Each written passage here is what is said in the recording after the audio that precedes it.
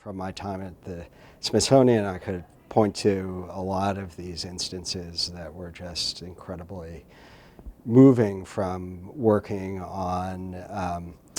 a program on food culture with a third generation owner of a Jewish delicatessen in New York, who is passing on the traditions to a Dominican immigrant who is now carrying on a lot of the skills and traditions on the Lower East Side in New York that have been carried on through this family, to working on a project about the AIDS quilt, and looking at the AIDS quilt as community expression and the traditions that surrounded the creation of blocks and the role that the quilt played in communities. I would point in particular, though, to a program that we did for the Smithsonian Folklife Festival in 2002 on the Silk Road. And this was a project that traced the flow of culture from Japan through Central Asia, the Middle East, all the way to Italy. 25 countries involved in the project, 350 tradition bearers from those countries on the National Mall of the United States the summer after 9/11 happened. We had participants from Western China, from Pakistan, from Afghanistan, from Syria, here in Washington for that event. And beforehand,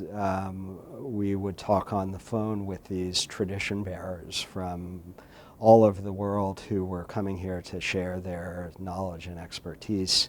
with the visitors to the festival. They would express concern and fear about coming to the United States in that climate and whether they would be safe. At the same time, there were concerns from local officials and others about staging such a large public event that was focused on a part of the world that was involved in September 11th and how that would go.